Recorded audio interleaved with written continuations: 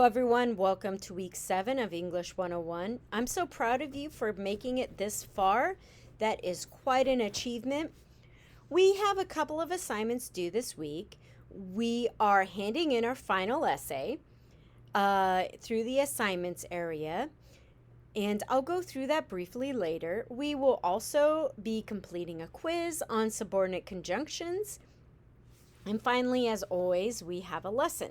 This week, we do not have a discussion. All right? So notice there is no discussion. Lucky you. But you do have some assignments that are pretty important. So use that extra time to focus really on that final essay. And make sure to take my comments into account. So this week, we will also be discussing citations. And I do have a couple of readings for you. I have these two websites, and then I also have a short video. Now, these two websites are from the Purdue OWL, the Online Writing Lab. It's funny because it is from Purdue University, but it's actually a very, very, very useful website that gives some great information about MLA and APA, and in the future, if you have to use Chicago style citations, it also gives you some information about that as well. I'm not expecting you to memorize this information. I just want you to click through it, but I do want you to save these websites for future reference for your next set of classes. Also, you have a little tiny video by the Khan Academy. It's only 5 minutes and 25 seconds. It shows you how to use subordinate conjunctions in essays. Subordinate conjunctions are different than coordinating conjunctions. If you think of the word coordinate means bringing two equal parts together. Subordinate conjunctions, think of a subordinate. It is lesser than the main clause, so it's dependent. It's dependent on the main independent clause. And that is what the lesson this week discusses. So I know you guys know how to read, so I'm not going to go through all of this information, but I did want to make you see this final video. I made this video. It shows you how to use direct citations, paraphrases, and summaries. Now, there are some key differences between all three, but as the video explains, you still need to add in in-text citations for each one. The difference is when you use a direct quotation, you need to use quotation marks. If you plan on paraphrasing a quotation, you need to make sure you change every single word of the original quotation. Otherwise, it could be picked up by Turnitin as an incorrect citation. And then I want to leave you with one final point, and I believe I made this in the video as well. Very important point. When in doubt, cite. So if you ask yourself, I don't know, does this need a citation? Add it, okay? If you're not sure if you should add a citation or not, add a citation. If you can't change every single word of the original quotation, use the original quotation. Citations and quotation marks are your best defense against plagiarism accusations. You do want to keep the number of quotations that you're using low within your essay. I would say around 30% at most, but I would rather see you overuse quotations. Well, actually, I don't want you to do that, but I'd rather see you use overuse quotations than not cite at all. All right? Always cite. When you feel like you need to cite, do it. All right, let's move on. So like I said, this week we're going to be discussing independent and dependent clauses.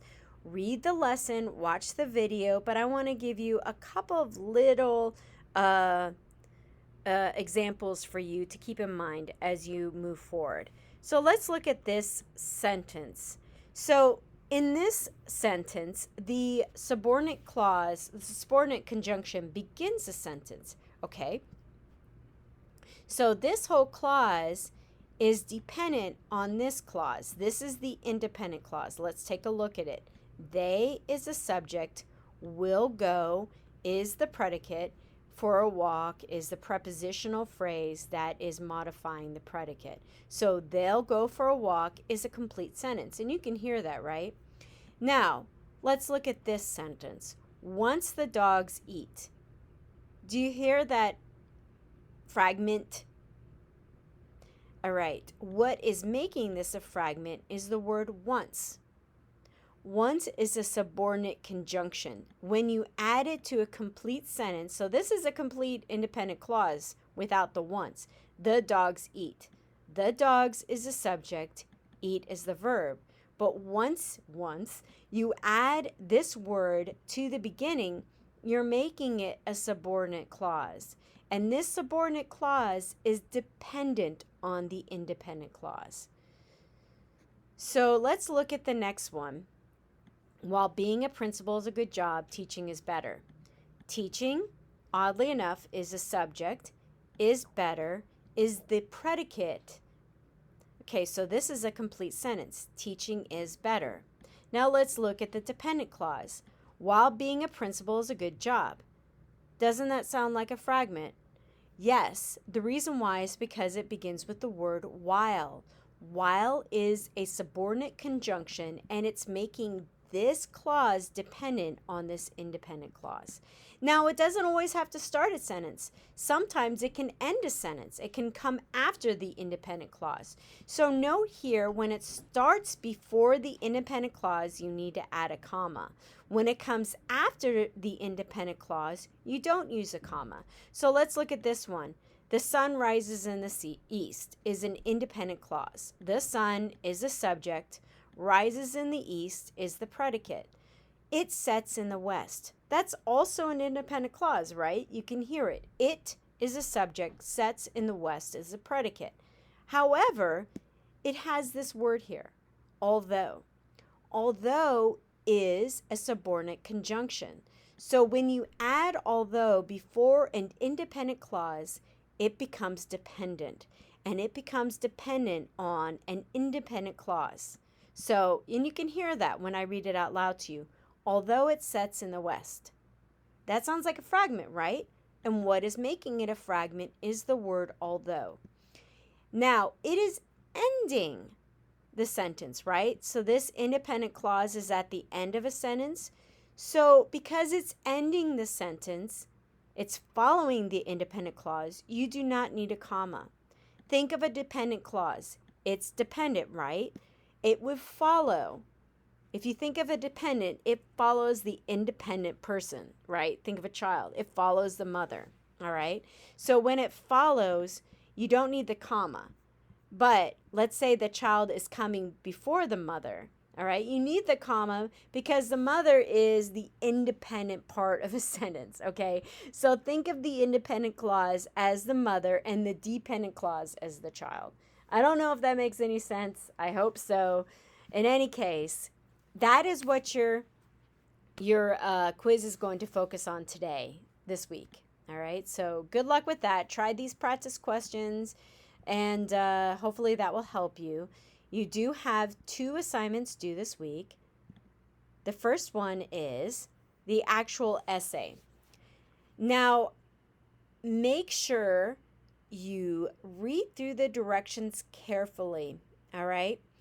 Also, you must look at my previous suggestions to you. I will be looking at the notes I gave to you when I grade your essay. If I find that you have not taken my suggestions into account, your grade will be low. Make sure to take my suggestions into account, note my feedback to you, and you should do well. However, if you have any questions whatsoever, please ask me. I am here all the time, and honestly, I do like answering questions because it breaks up the day. And finally, as you guessed it, you have one final quiz, and that's it. All right, everyone, I'm looking forward to reading your final essays. Like I said, ask me questions if you need help, and I hope you have a wonderful week.